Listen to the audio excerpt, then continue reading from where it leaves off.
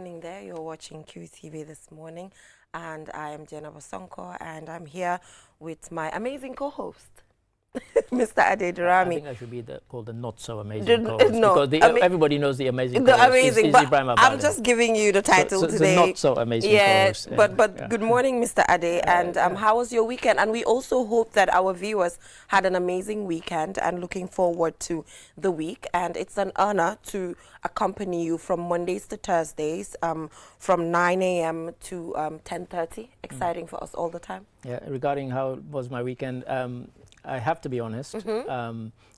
You hardly ever hear me complain about tiredness. Yeah. But yesterday, I was absolutely shattered. Oh. It had been one of those weeks. Yeah. And I have to be honest, yesterday I was It was one of those. I could barely do anything. Yeah. So But you had a good rest? I rested, yeah. Okay. I rested, But Mr. Ade, do you even ever go to the spa? I've never heard Mr. Ade saying, oh, I'm doing a spa day today. Now you're tempting me. I might. You should. I might. You deserve it. So what about you? You deserve it. How was your weekend? Yesterday, I was out working for a local hotel that I will be mentioning that I have a contract with to promote their services. And I guess so, we should also give congratulations to our colleague, Boris. Oh, yes. Yes, she got married yesterday. That is why I had to miss out on the wedding, because I was working yesterday. Right. You know, when you sign contracts with these companies, you know, they don't respect. They don't allow you to do your thing. But I had to go do that yesterday. But congratulations to Boris, marketing manager of QTV. We're wishing you a very successful and pleasant marriage. We're super happy for her, and she's so excited. So are we. So are we. A long and happy marriage is what we're wishing forever her. And ever. Inshallah. Say Regbade. Yes. Wow. But Mr. Ade, so today we have a very interesting lineup. We have Sauna 2025. We're trying to break the sauna into different themes, and generally the sauna is different themes. And today we'll be taking a look at the youth and employment aspect of it. The president's speech highlighted a lot of things that has to do with young people, the provision of 150,000 jobs that he, you know, with the youth policy, and also he talked about irregular migration, TVET education, a lot of things were talked about. But we will be joined by Honorable Lamin Sise, who's the National Assembly member for Kiang West, to further discuss this with us. And also we have this video that is viral again for the second time, where the Kanilai Ferry as well as the Kunta Kinte Ferry are tied together. So the Gambia Ferry Services have a press release on the fact that that was an old video and they're just bringing it up again. Well, that is social media for you. It's people love to spread negativity on social media more than why. positivity. I've never quite understood why. Yeah, and we have that problem in Gambia. Sometimes it's a global problem. You know, even with journalists, you know, just recently I saw a BBC journalist talking about the fact that he's you know, he reports Africa accurately, not positively. So sometimes when you report accurately, it means that you will also have the positive things in there. Yeah, I mean, when I was at the BBC at Bush House, I can honestly say that every week, as an African, we had to fight to bring positive stories. It's because important. they only wanted to bring the coups, the famine, disease, there's wonderful things happening, the various wars. That's all they wanted to, and that's the. So if you stop somebody on the street in London or anywhere in England and said, Africa, what does Africa mean to you? They'll say, oh, war, disease, famine. We thought, hang on, what about our griots? What about our arts, our culture, rich and diverse culture that we have across the continent? It never got reflected. We had to fight to bring that every week. Yeah, and part of the coming of QTV Gambia is to show a positive image of the country. I can remember when we just started, you know, that we used to do a lot of, you know, showing kind of a smiling course version of every single day. So that's the whole goal of the coming of QTV. But in as much as we report accurately, we bring the facts on the table, but also we strike a balance. Because Mr. Ade, for example, as my editor, when you go out and you bring a story, he would always ask you, where's the other side? You know, it's never one-sided, you know, which is very, very important. Yeah, so Honorable Member for Kiang West, Lamin Sise, is here with us in the studio to discuss SONA 2025 with a specific focus of youth and employment. And Mr. Ade, today is today is World Parliamentarism Day as well. So we'll be taking a look at World Parliamentarism Day with a specific focus on gender equality, which is the theme this year. The theme, yes, indeed. Yes. But to start with, Honourable Member, thank you so much for joining us in the studio. Thank you so much. Happy to be here. Yes, so youth and employment and just youth-related matters in general during President Barrow's speech at the National Assembly. What's your overview of it all? First of all, before we talk about the youth and employment, but just youth matters, do you think it was addressed adequately, bringing all the relevant issues that has to do with young people in the Gambia, the challenges, the achievements, and the way forward? Just an overview of generally how you saw the speech in relation to addressing young people. That's indeed a tricky one, isn't it? Yeah, thank you very much, Jennifer. Youth matters are matters that are very sensitive, and I hope that the government has a better way to address it than the way it has been highlighted in the SONA speech made by the president. However, he has talked about youth and unemployment in few paragraphs, which on my view, it's a bit very skeletal to talk to us about how the conditions of young people are, youth in this country, and what are some of the government strategies that you put in place to address those things. Because if you tell us you have a step to address issues of employment and youth, this must be accompanied by a data that is very scientific, a data that can be tested, that can even be audited. Like if a researcher is interested in how you have tried to address that, should be able to use the existing data to get into the system, to kind of have an evaluation as to where you've gone and what prevails currently. So in my view, that has not been addressed in this SONA. Yeah. Yep. Okay. Yeah, can I come in? I mean, one of the accusations that is not unique to the Gambia is that if you're in opposition, all you have to move is your mouth. So the president was bold enough to say, I want to create 150,000 jobs. Yes. He got lambasted for it. If you're in opposition and we throw the challenge to you, not 150,000, how would you create 10,000 jobs for the youth? What would be the policies that would make that happen? Yeah, let me begin with that remark by the president. The president said it, fondly in very many political platforms, and as well as even his official addresses even in the last State of Nation address, he has spoken about it. But then I was hoping that when he was coming, he was going to actually tell us how far he has gone and where are some of the sectors where are these people consume the end. Do you understand? In the formal sectors, in all the subsectors across, maybe in agriculture, maybe in education, in health. How many of these 50,000 jobs are consumed in each of those subsectors, right? And you can give us the gender, you understand? How many women, how many young girls, how many boys are consumed in these subsectors, do you understand? And informal sectors, how many skill centers have you established? How many young people are learning in those skill centers? How many have graduated? Do you understand? How many of them are doing, something? Do you understand? That will inform us how holistically you have addressed that.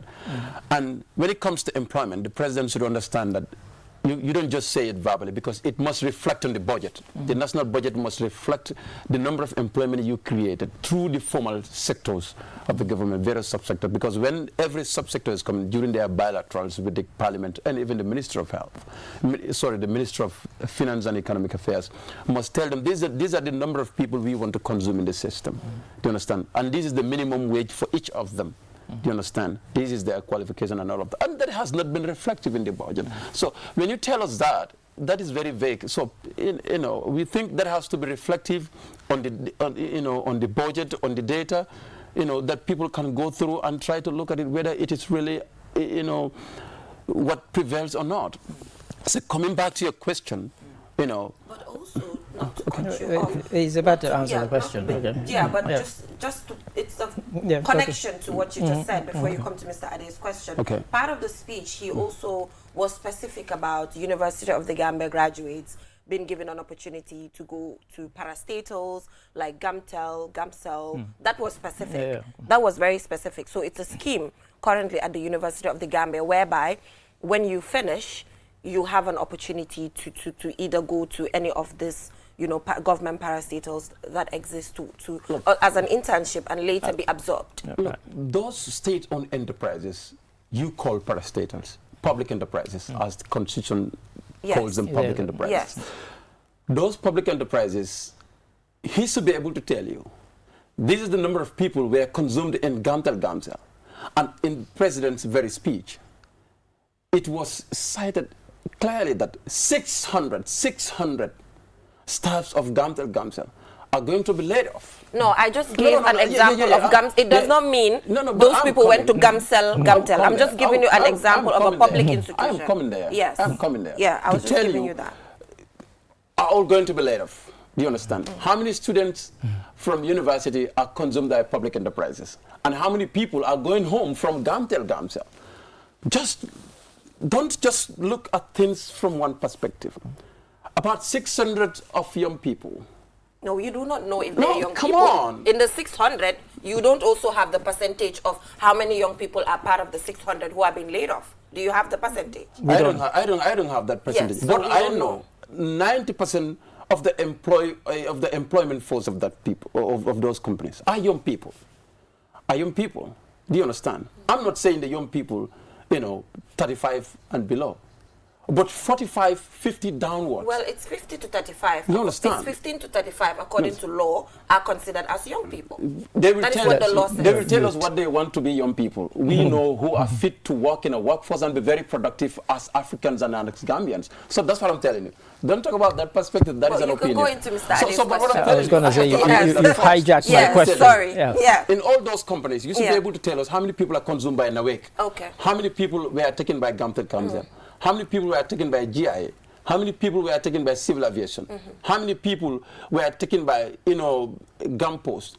All the public enterprises. To tell us cumulatively, then we'll be able to do an assessment, a fair assessment to say, okay, what President has said is actually what prevails. But that, I tell you, employment is not something, it's not an approach like other government policies. Employment is something that must be very scientific and accompanied by data so that people can be able to go and evaluate that. And coming to your question, Ms. Ade, with respect to how do we approach the issues of employment, to tell you, my background is human resources, and I have managed a company more than 3 years, which has more than 300 staffs as a human resource manager before I joined National Assembly. So creation of employment as a government must be a policy. And it must be sector-based. When I say sector-based, either agriculture, either, let's say, tourism. Yeah, so honorable member, I'll just interrupt you there. We'll just go for a short commercial break from there. And when we come back, you will get to answer Mr. Ade's questions even further. We'll be right back. Kiumoni arti webi na fitora gol no yabi te non kadi no moƴƴi kiumoni a wawa wadde piji ɗin fow kala ko wonɗa wattu kala a wawa hendade mbuɗi maɗin e o kiumoni apke song a wawa nattinde mbuɗi ma ɗum yaltina soda crédit soda kiw paba soda ko falaɗa te non kadi wawa hen yoɓude himɓe e ko heewi ina wawi kadi nuldude kiumoni yoɓa bilji maɗin te non kadi hendoɗa mbuɗi ko yaasi nulda himɓe kadi mbuɗi fi nafitoragol ɗum no weeɓi yahu ka play store ma ɗum ka app store fi wawa fuɗɗade fi heɓugol hen ko laaɓi noddu kiwmoni customer care e 133 kiwmoni suñu kalpe minen udditi lawol ngol si woɓɓe jokki.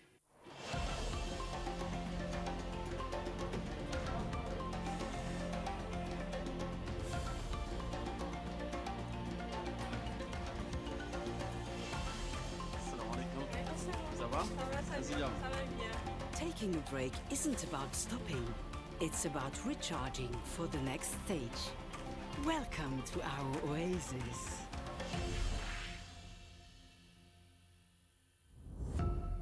Powered by Africa, Oris Energies. QMoney is back again with its easy-to-use, secure and convenient mobile app that allows you to carry out all your transactions. No matter where you are or what time it is, you can always access your funds.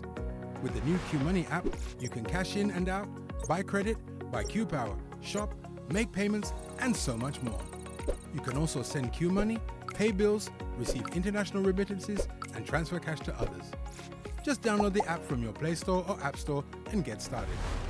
For more information, call customer care on 133. Q Money, Sinu Kalpe. We innovate, others follow. Q Money.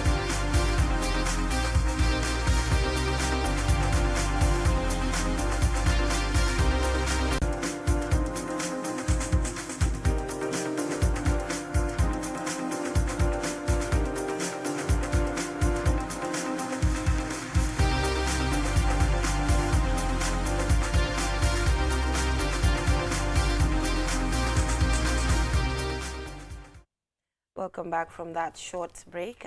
If you're just tuning in, you're watching QTV this morning. And Mr. Ade, back to your question. Your question was that... Yeah, I mean, we have Honorable Lamin Sise, National Assembly member for Kiang West. Yeah. And, you know, I was making the point that an opposition is always a government in waiting. Mm-hmm. So the president has said, you know, I can create 150,000 jobs, mainly for youth. If you are an opposition and you're a government in waiting, how do you sell yourself to the public by saying we can create 10,000 jobs by doing this, this, and that? I'm not saying 150,000. I'm just saying 10,000, and that can convince people that yes, they have a plan, rather than they just being the opposition.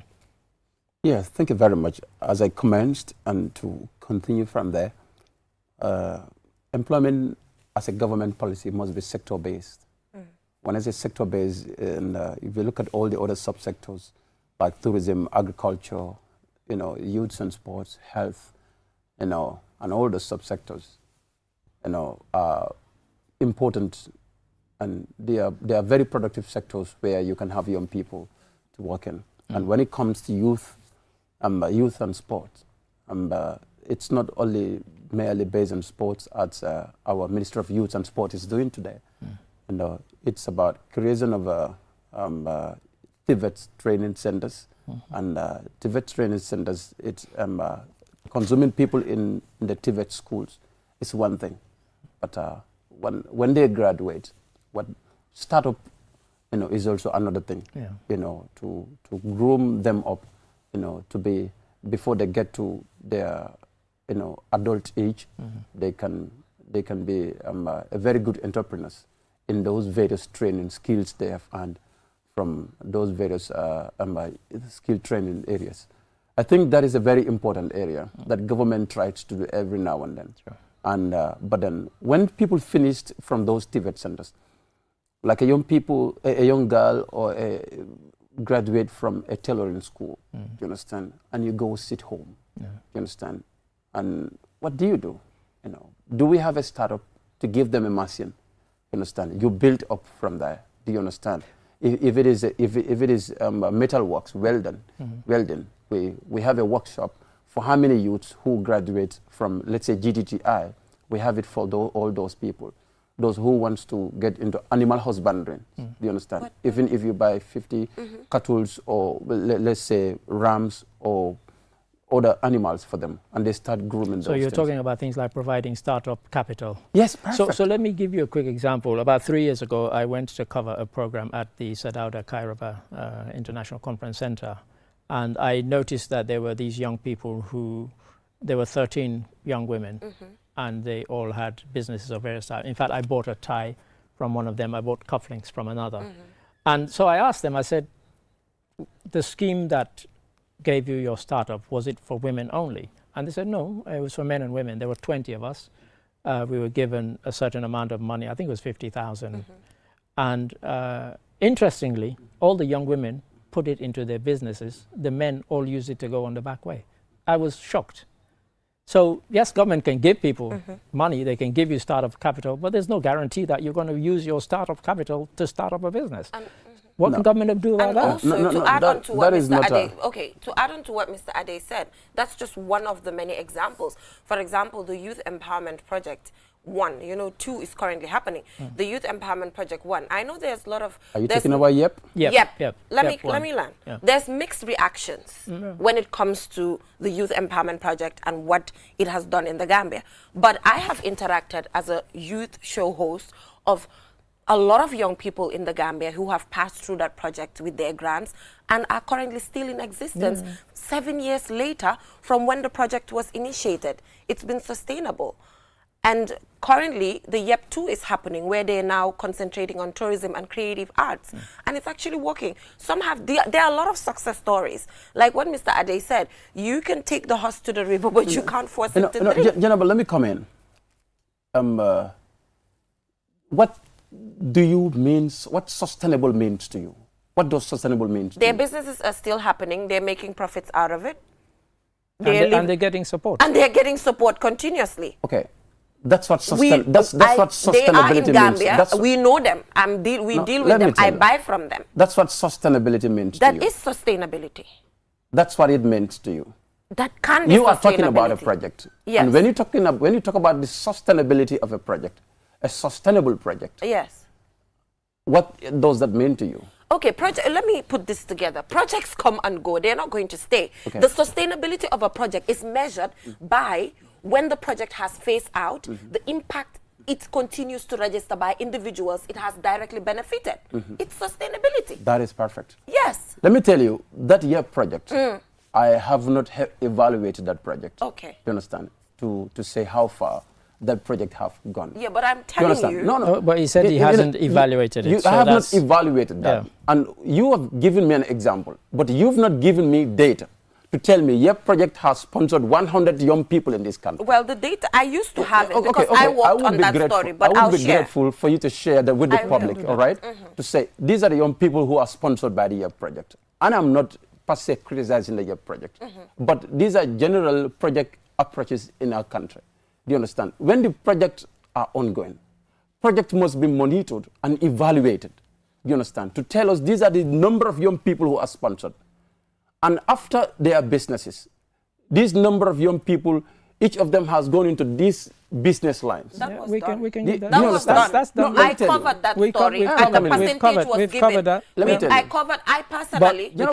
Can I just say, we still haven't heard about how the 10,000 jobs are going to be created. Yes, we're waiting for that. You understand? Yeah. So you used to be able to tell us that this number of people have gone to this. And this is the amount each of them were giving. That is available. Do you understand? And each of them has done this business line. And this is how far they have gone. And periodically, from, let's say, year in, year out, when you evaluate their business, how far they've gone, and what are some of the, challenges they've gone through, to tell you, whether those projects will be sustainable or not. That data is Do you out understand? there. And Gambia, we are quick to say projects are sustainable when they take us only 5-10 years. Let me tell you, our projects should be able to serve us for a very longer period of time. Do you understand? But that cannot be determined by the Gambia government because these are funding opportunities that we get, and the amount of years... We should not depend on funding opportunities. But what just as a government, let me tell you one thing. You know what? The government must take a step ahead. Do you understand? We're kind of to do getting all these sidetracked. empowerments. We're do you getting understand? sidetracked. And all other funding institutions will come in. Yeah. Do you understand? You cannot come to me and you tell me, I want to implement a project and it is 100 million project. But I have only $50,000. Say, you are not serious. I say, to me, and any serious donor will not take you serious for that. Do you understand?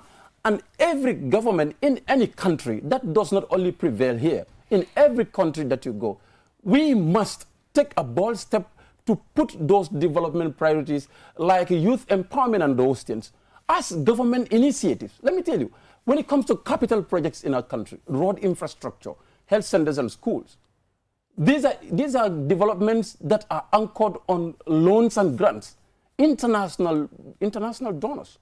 Do you understand?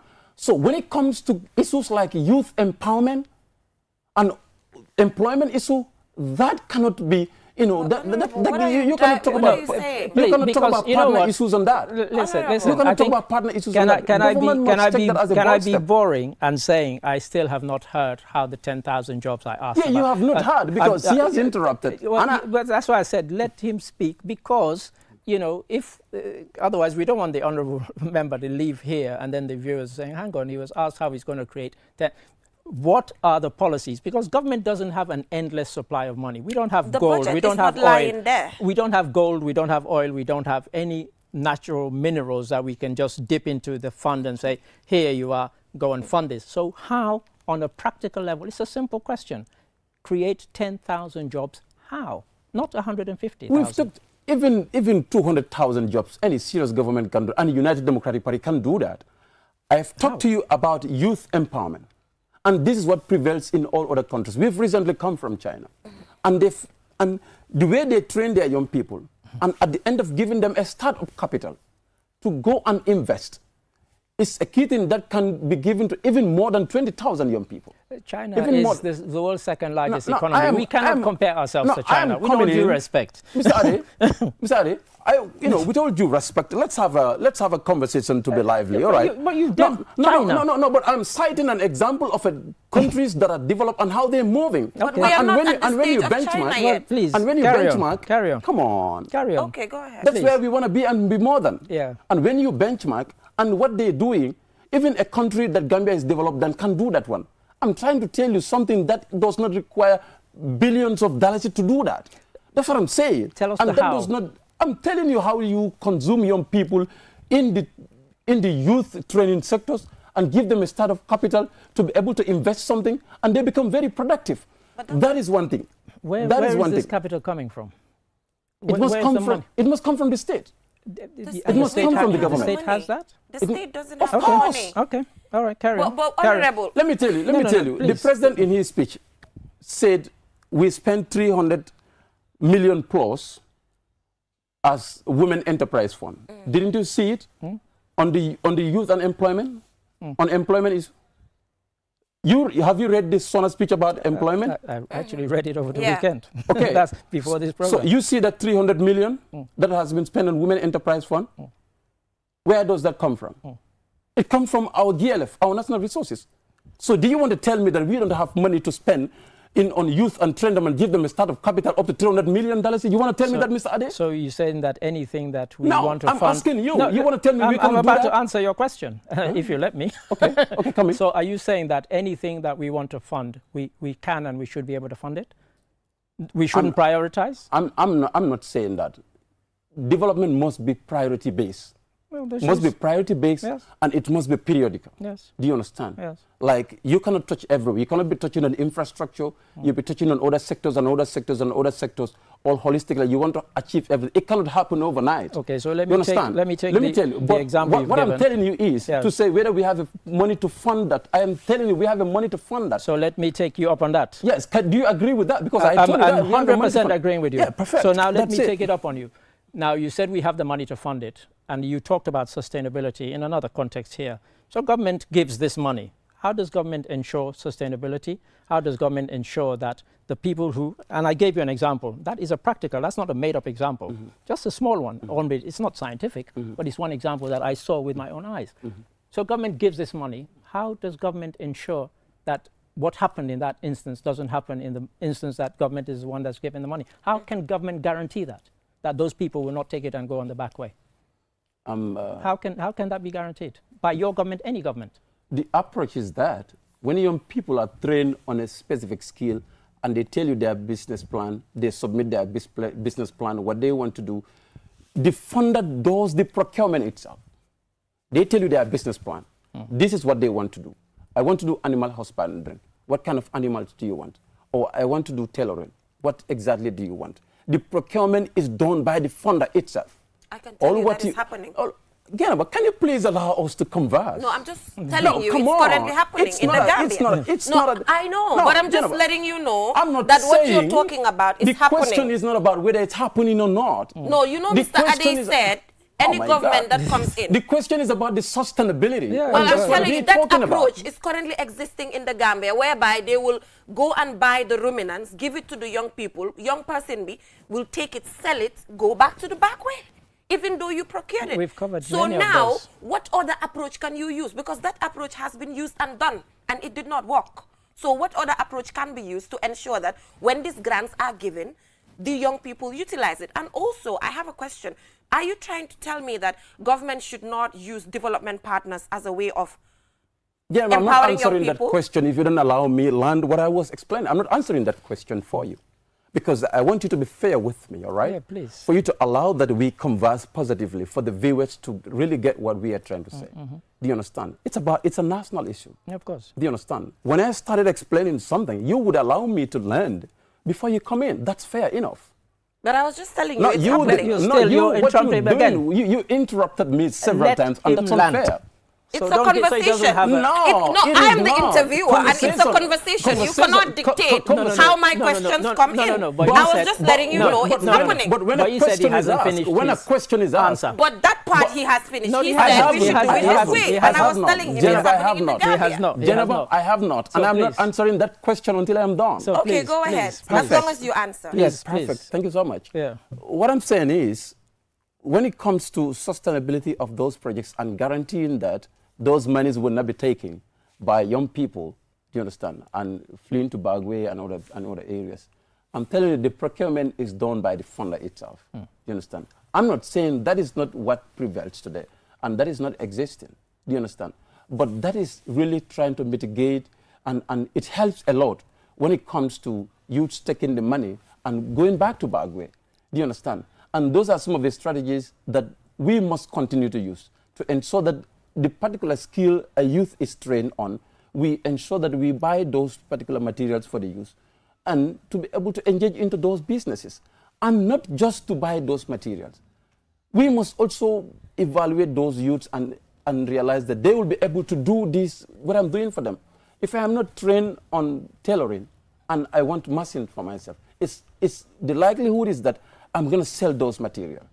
It's not just to give them those materials, but it's as well to build their capacities. Of course. Do you understand? Capacity building is another thing, to ensure that they are able to be very productive in those areas where we are providing them with materials. Do you understand? All those are approaches to be able to ensure that, they don't take those monies and try to go back to Bagway again. Those are development approaches that does not only prevails in Gambia alone. If you go to other jurisdictions, it happened there. Of course. Do you understand? So, yeah, thank you for that.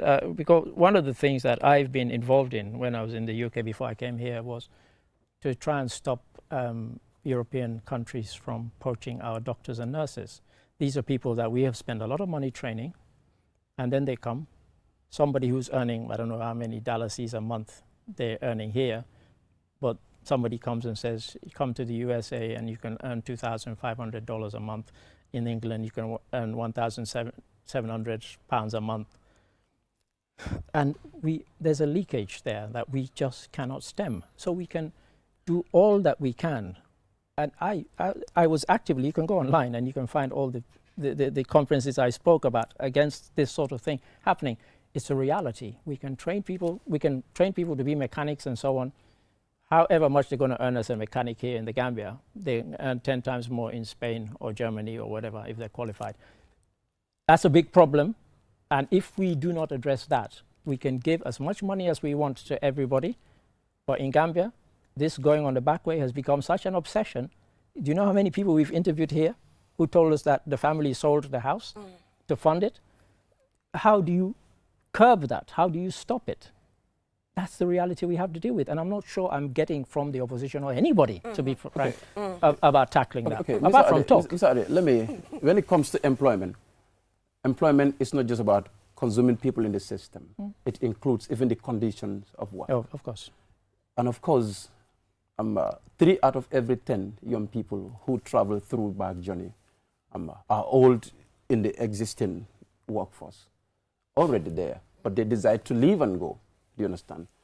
So employment is not just about, let's have them come to work every morning and go home. It's not just about that. It's about even the condition of work. Do you understand?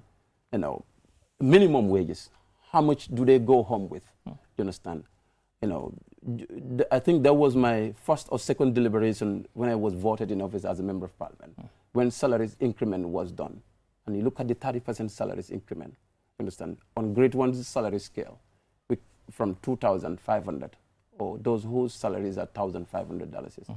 When you add 30% on that, how much is 30% of 2,500? You understand? Probably 500 or less than that. Do you understand? Some $200. Employment is cross-cutting to all of this. Yeah. Do you build their capacities also? Do you understand? To be able to be productive. It also requires, you know, some of the details in employment. Do you understand? So, and this should not also only be limited to only one subsector.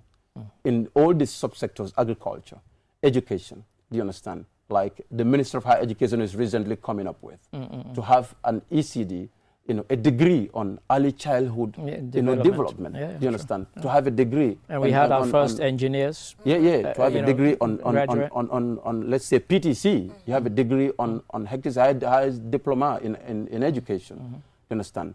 You know, those are important aspects so that when they are consumed in the system, and they can be able to be very productive. They can take something home which will be very good to their family members. You understand? This is why some people will sell houses to travel back with. Because when it gets to security, that is proven right. People will retire, senior citizens serving for 40 years and above, retired with no home in this country. That is because of the condition of the work. And that is what employment is all about. It's not just about bringing people in the system and let them work. They will be working for more than 30, 40 years and retire. They will not even get a home by themselves. Do you understand? Social Security, we've been seeing how Social Security has been managing their resources. I am part of the Public Enterprises Committee. But prior to that, in fact, Social Security owns Ocean Bay, 100% Ocean Bay is Social Security. GTSC is Social Security subsidiary, 100%. Social Security has 40% share at GAM Petroleum. You talk about other numerous companies, but people will retire whose funds are going to Social Security. And at the end of the month, at the end of, you know, they get nothing. They get 1,500 and go home, and they get nothing. And government must be very, you know, strategic in trying to address all those things. When it comes to employment, we must look at the broader perspective of employment, not just to consume people in the system, but their conditions and after that work. So what is their conditions are all part of the employment. Okay. Yeah, so my question is, Honorable, is about 8. You know, because you mentioned that, for example, the Youth Empowerment Project, the Roots Project, and other projects that are directed to young people. Currently, we have a lot of them where young people are trained and then young people get grants. But on the other hand, you're talking about the fact that some of this support that is supposed to be given to young people should come from government coffers. Am I right? Yeah. Yes. 100%. So for example, then what's your take on aid? For example, when they are budgeting and say, for example, 50 million is for the Ministry of Youth, it's not like the 50 million is lying down there. It's not available. They have to, you know, collect taxes, get funds from development partners and all that.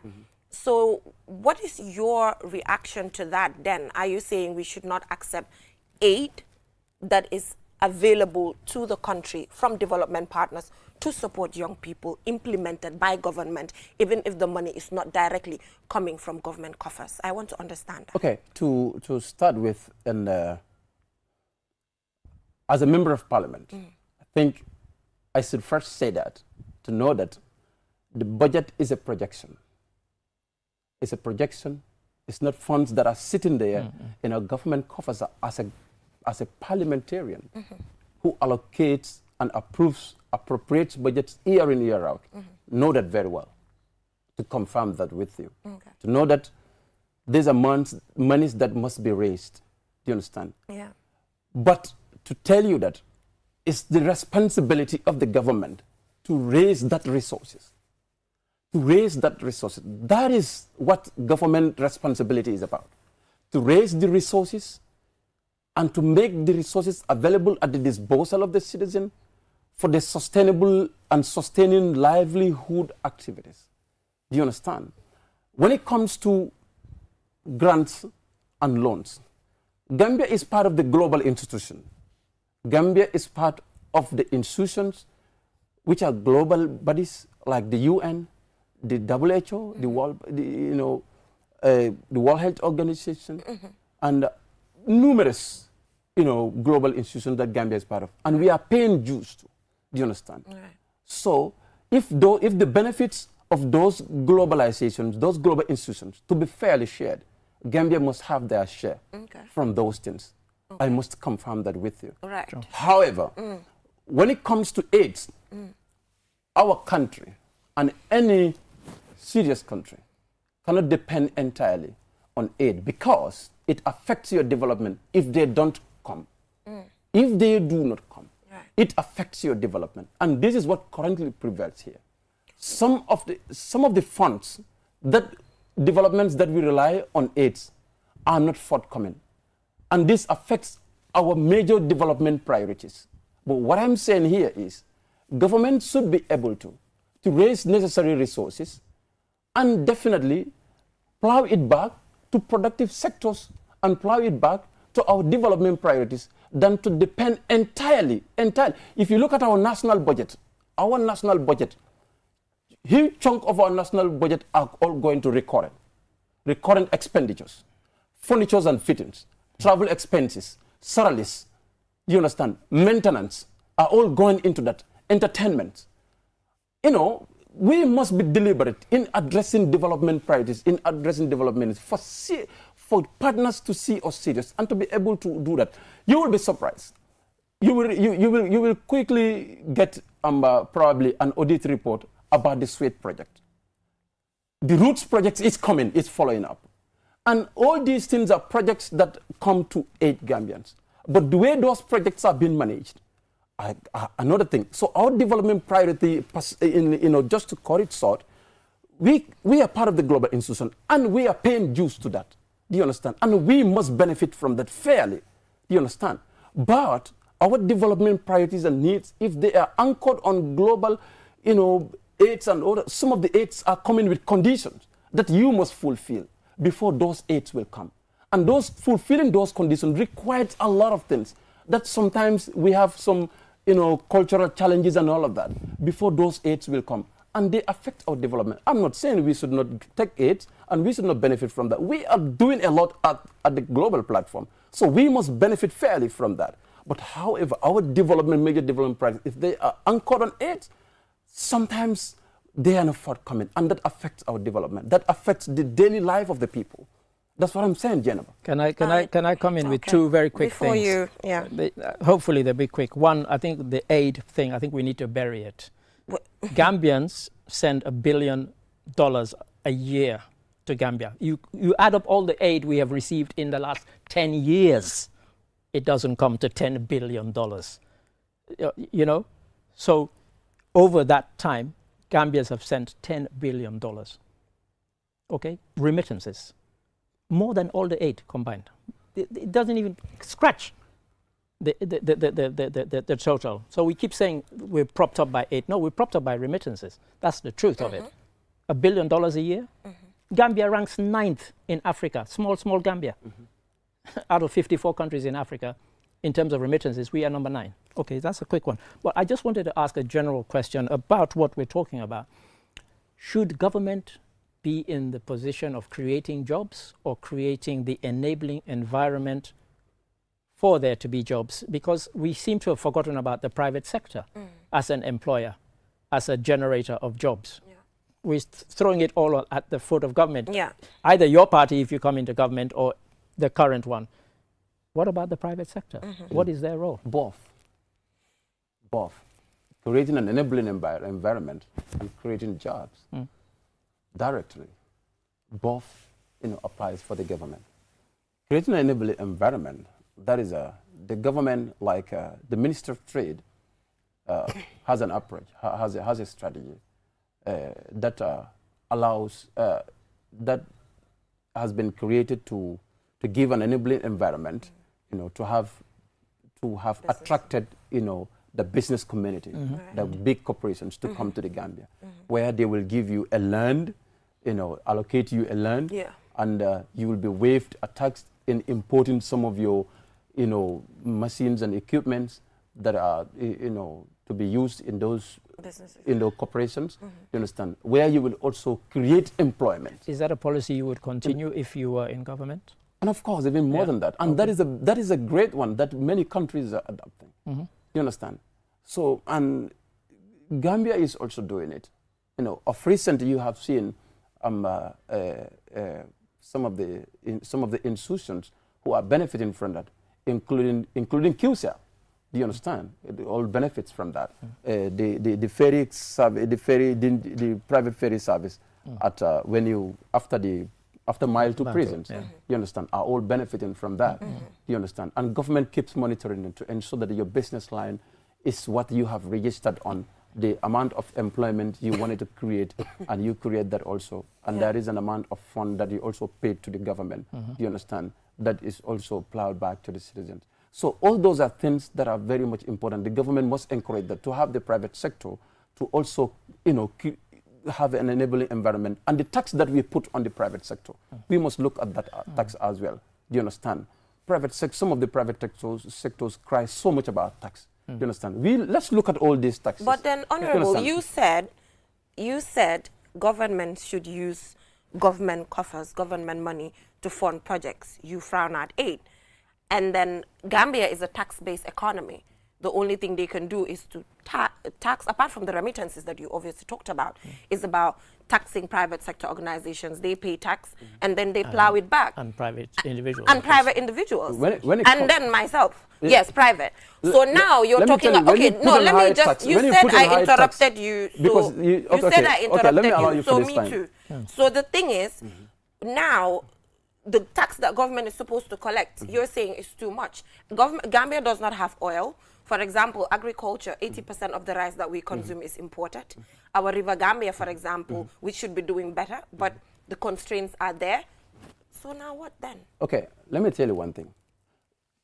When you impose high tax on private sector, international corporations, you have limited number of them operate in your country, with limited number of employment created. Do you understand? But when you are so sensitive about your tax, you have higher number of them operating in your country with higher number of employment. It's not, when it comes to the economy, it's not just about paying tax to the government. Each of an employee of any institution pays tax at the end of every month. And each of those people are responsible of homes. And each of them can be able to put food on the table. All this is part of an economy. There are bigger corporations in the developed world who can operate in the developed world, but cannot operate here in the third world countries. Obviously, due to no. Let me tell you. I'm coming in. Okay. And this is a sector that people study. Do you understand? And there is an argument about it. Do you understand? You impose higher tax. Do you understand? Your government has more money. Do you understand? Unless companies come and operate in your country, you are so much sensitive about the tax to make sure that, you know, your labor laws, the private sector is also have an opportunity to operate. Government also, you know, collect their tax and they employ more citizens. You try to balance that. If you increase your tax so much, very less companies will come in, do you understand? And they will employ very little number of people. But when your tax is very reasonable, bigger corporations will come and employ a lot of people. And people will not put more hope on government about health, about education, about a whole lot of things. Because people are employed and their monthly take home is good. Their employment conditions are good. They can be able to buy their own cars. They can be able to, you know, pay medical bills. They can be able to, you know, pay, you know, education bills for kids. And the pressure is lessening on the government. So it's not just about, you know, we want higher tax because we are a tax-based economy. It doesn't work that way. But Honorable, have you done a case study to actually assess if Gambia's taxes is higher when it comes to the sub-region? You know, because you took the words right out. I was going to say, measure according to the sub-region. In ECOWAS, out of the 15 countries in ECOWAS, Gambia isn't even in the top 5. When it comes to business tax rates, we're not even in the top 5. Considering even subsidies that we do on essential one of the things that's held back companies from coming here is things like poor power supply. Nobody's going to come and build a factory if you then have to build a big generator to power your factory. If we had a more robust and sustainable power supply, people will come here. They will base their factories. Because why? Because wages are lower here than in almost any other country in the sub-region. Yeah. So there are things that balance this out, But if you look at in terms of tax, all of that, we're not even in the top 5. Inclusive. Who is responsible for all of that? That's why I asked the question about an enabling environment. Yeah, do you think that one exists? But you're saying the tax one is prohibitive. As an opposition, when I evaluate that, I want to say, 3/10. Right. I want to say 3/10. That's brutal. That's brutal. I want to say 3/10.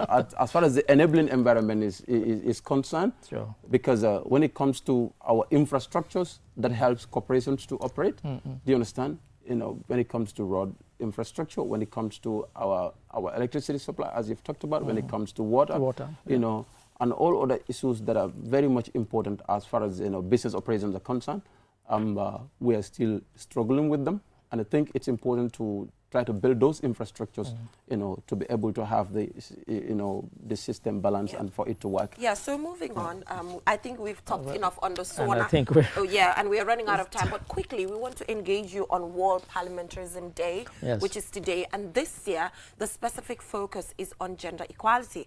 Like, for example, if you take a look at the Parliament of the Gambia, we have, is it 5 women? Yes. We have only 5 women. And 2 are nominated. 2 are nominated, which means only 3 have been voted in. And Honorable Tumanjai, National Assembly member. Honorable Fatumata Njai. Fatumata Tumanjai came up with a private member's bill on a quota system for women, and we see that it did not even pass. It didn't get very far. It did not even pass the first reading, and it was knocked off. So what's your take on it, ensuring that gender equality is achieved at the level of the parliament, for example, supporting with a quota system? And is it desirable? Yes. Oh, okay. I am not a gender activist.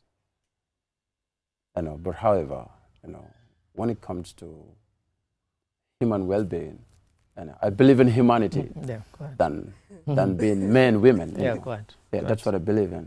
And we argue several times, when we meet. So, but I think, in my view, gender mainstream politicians have not stood up to defend it very well. If they have, the approaches have not been good.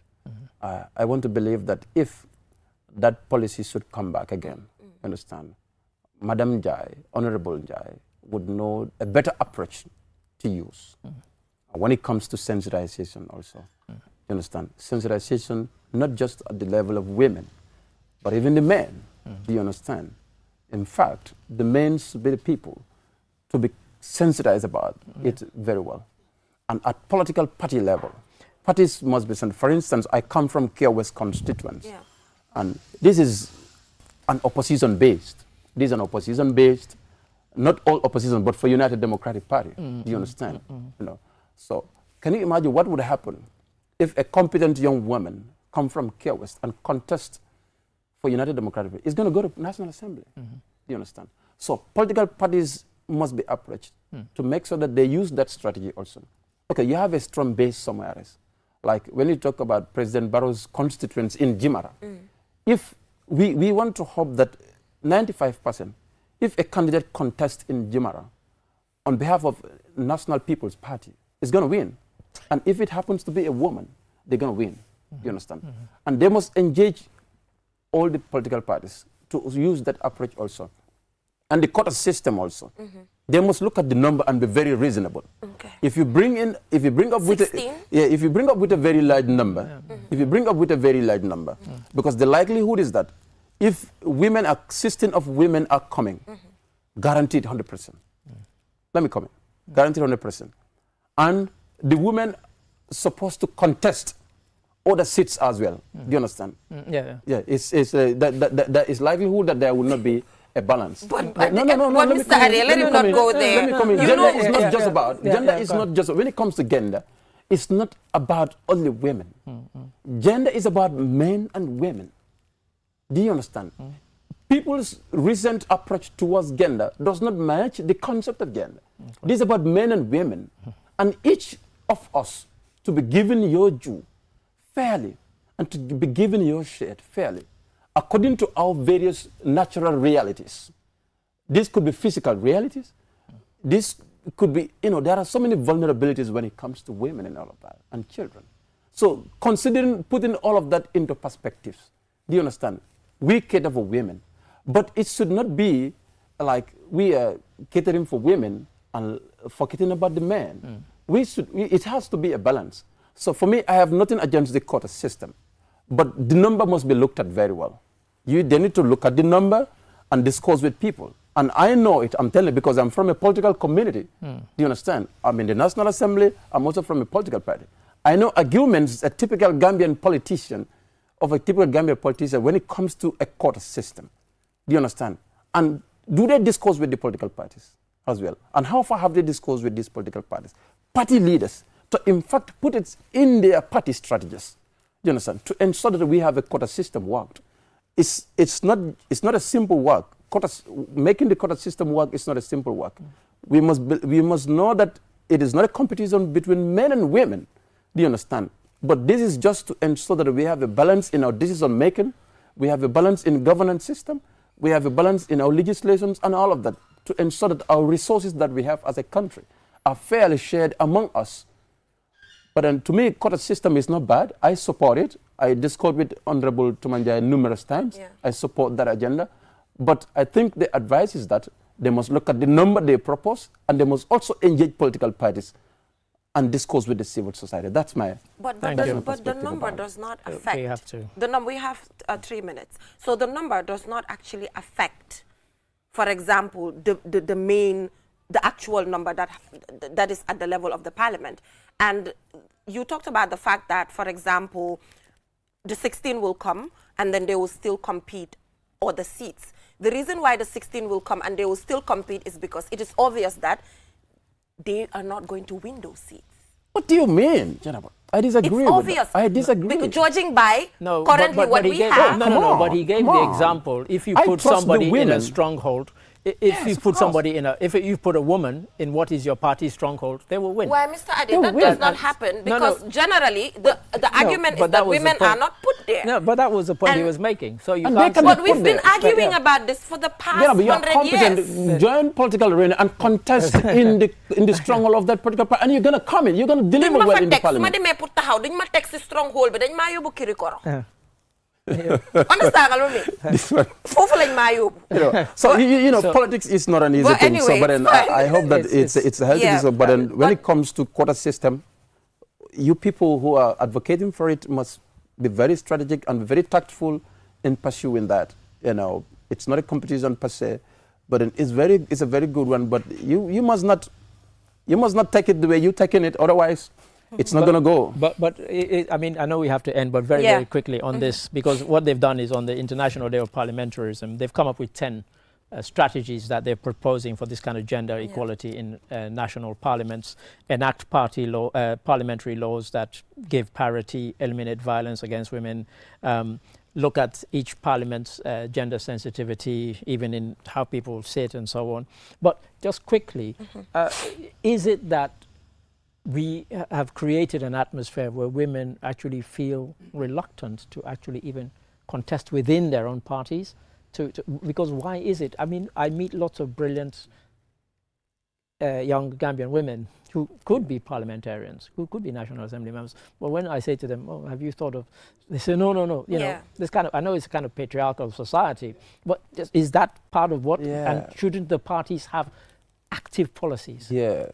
We must all be very disciplined, particularly as young people in the political arena. The bullying is too much, and the women don't like bullying at all. Bullying in our political system are just too much, even towards men, much more women.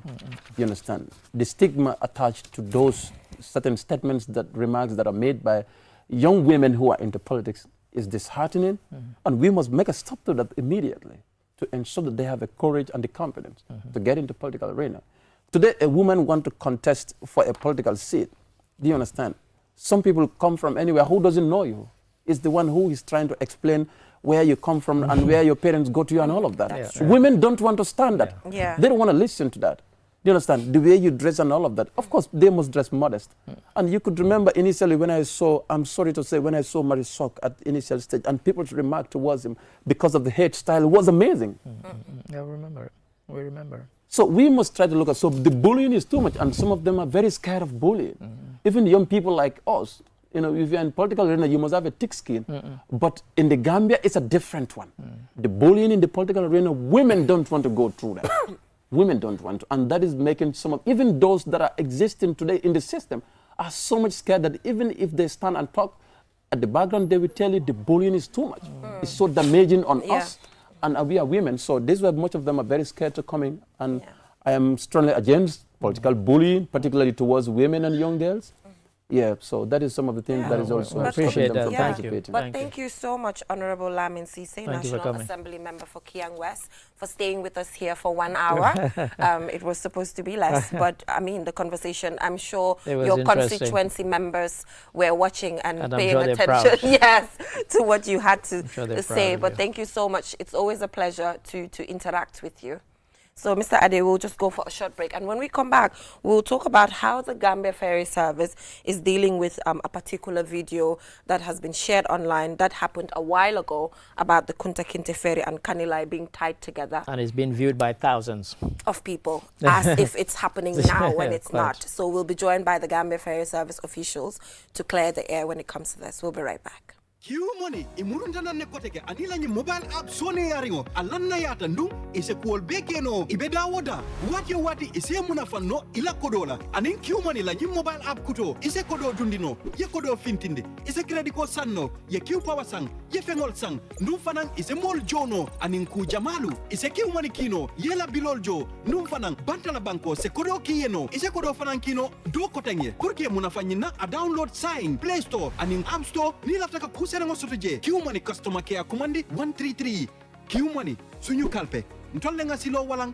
dole mol noma Q-Money delsina ak sen mobile app bu bes bi orna gawna te hit mun nga ko jëfande ko pour def ci lo bëgga fo mun di ne watu bu ne mun nga jot sa xaalis ak Q-Money mobile app bu bes bi mun nga dugal xaalis génné xaalis jënd ci crédit jënd ci Q power jënd lo bëgga ak yu bari mun nga ci yone Q-Money fay sa bill si jot xaalis bitim réew yónnee xaalis ci noo ko bëggee looy def yombana downloadal app bi léegi ca Play Store bu dul loolu App Store pour nga door pour am si lu leer koolal Q-Money customer care si 133 Q-Money suñu kalpe ñoo xaali yoon wi ñeneen toppa Qcell mooy suñu boss Qcell mooy suñu boss Qcell mooy suñu boss Go, ebe da full network suda tili Qcell ni lafta diamla wati jamala mune diata Qcell most reliable network dumala keta wati Qcell wo quality man nyon soto jam pona manke Qcell ani be wulo ni farole kono walante be bakono jala fayola network ko se taria Qcell suñu boss ñu fi njëkka indi 3G ñu delu taxi 4G plus and now we bring you 5G 5G first and only 5G provider suñu boss itela follow adi doron nesa keno Gambia bela nyon tawo fele Qcell ko fasun tawo buka busi Qcell itela molti milka kukutol nati Gambia Qcell meta lori la kilianol yele imanyina amanda wala itela ka quality dila dadi ma itele silo wala wodol mume be keno ma Qcell suñu boss Qcell suñu boss Qcell suñu boss Qcell suñu boss connection be bambandi Qcell suñu boss Qcell most innovative Qcell suñu boss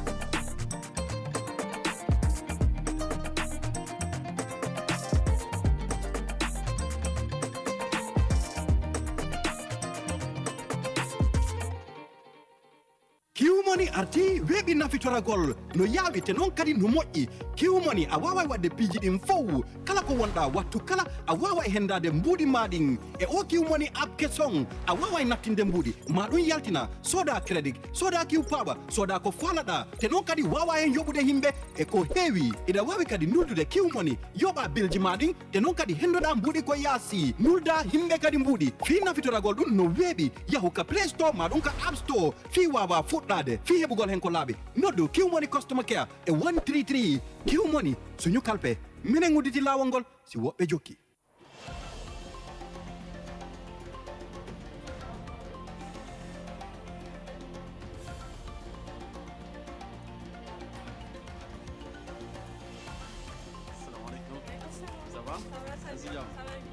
Taking a break isn't about stopping, it's about recharging for the next stage. Welcome to our oasis.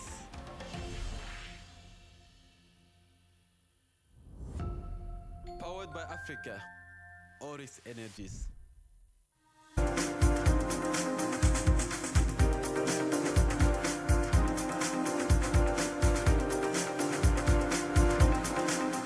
Welcome back from that short break. If you're just tuning in, you're watching QTV this morning. And now, Mr. Ade, we're shifting our attention to the Gambia Ferry Services. We're joined by Pat Dowda, who's the Director of Operations, as well as Francis Gomez, who's the Technical Director. So this is in relation to a recent video that is circulating online of the Kunta Kinte ferry as well as the Kanilai ferry being tied together, moving. So this has happened a while ago, but the video is circulating and a lot of Gambians believe it, thinking that... They think it's happening right now. They're thinking it's happening right now, and probably it's even stopping them from traveling. So gentlemen, welcome to the program. So how are you dealing with the situation that we're all faced with right now with the ferry service? And who's going to dive in? Director of Operations first. Yeah, okay. Thank you very much for having us here. Yeah. I am Mr. Pada Sanyang. Yeah. I'm the Director of Operation at the Gambia Ferry Services. We are happy that you have given us this opportunity to come to you to talk to the people through you, particularly on the video that you just mentioned.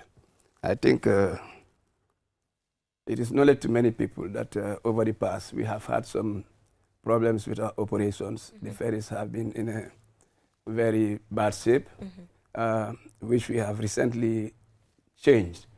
But during the time, a lot of incidents happened, and videos of those incidents were taken and kept up to today.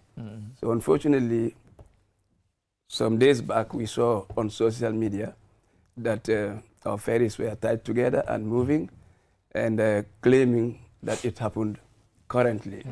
Unfortunately, it is not accurate. The story is not accurate.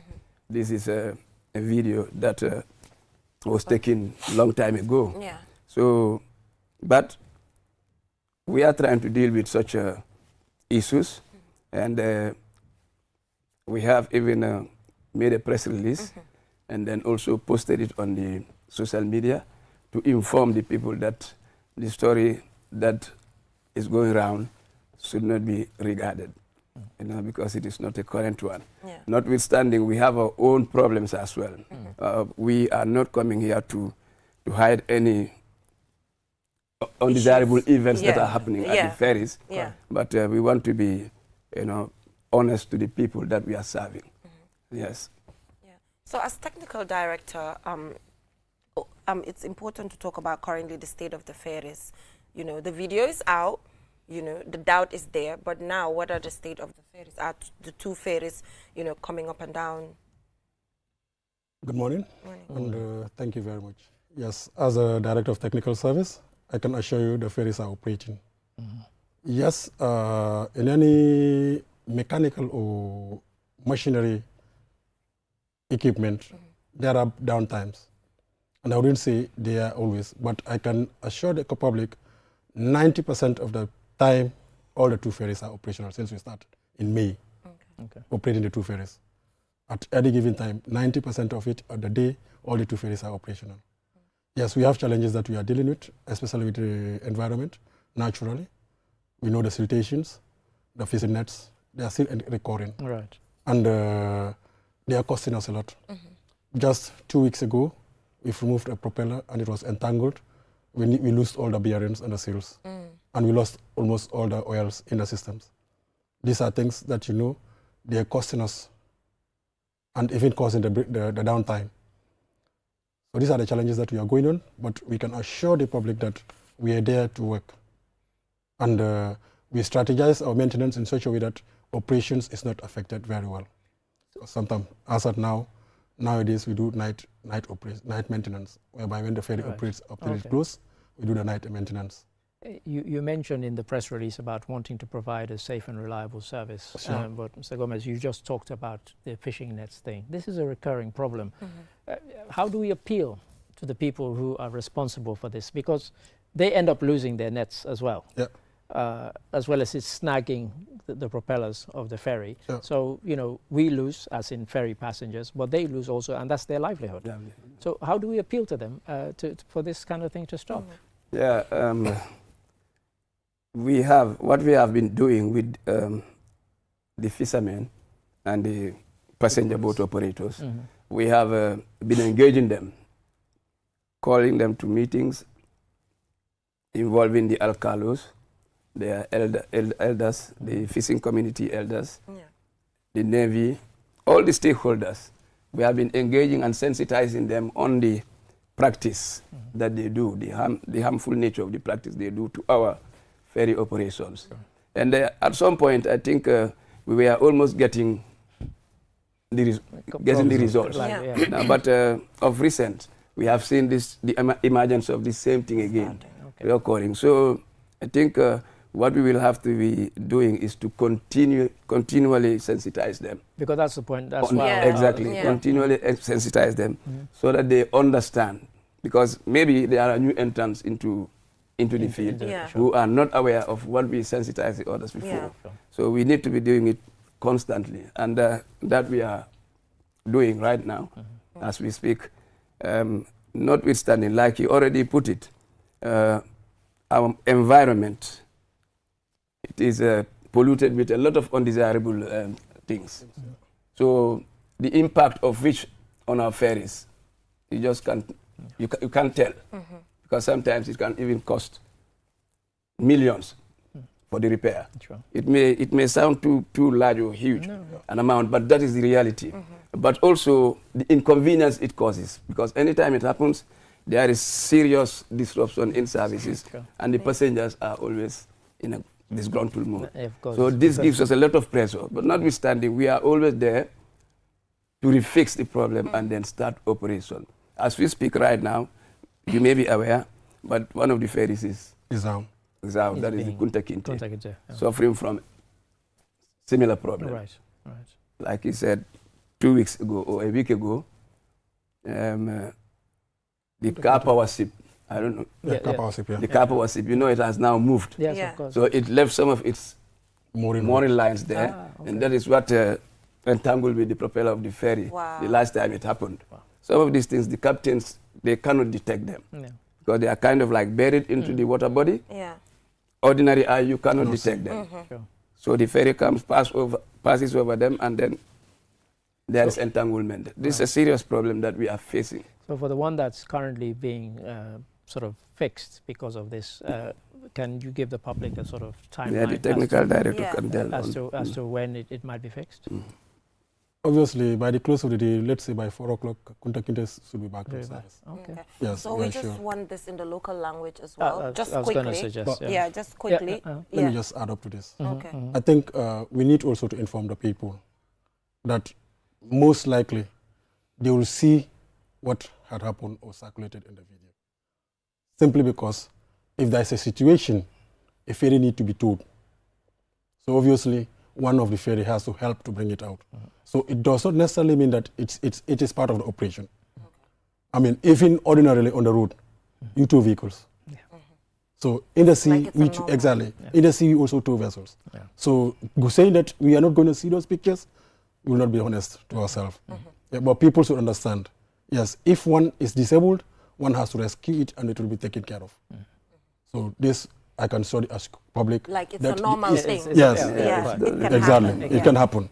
So, and not just say, it will not happen. No, it can happen. So, dañ bëggoon rek comme si olof xëj na ñu gën a wax nit ñi ne xëj na images ñu nekk di gis online nekkul dëgga ba pare tamit ferry baa ngi on ba léegi services mu ngi on ku bëgg a tukki mun naa tukki ku bëgg a ñibbisi mun naa ñibbisi xëj na sax am na ñum ragalloo because views yi si vidéo boobu noonu dafa bari.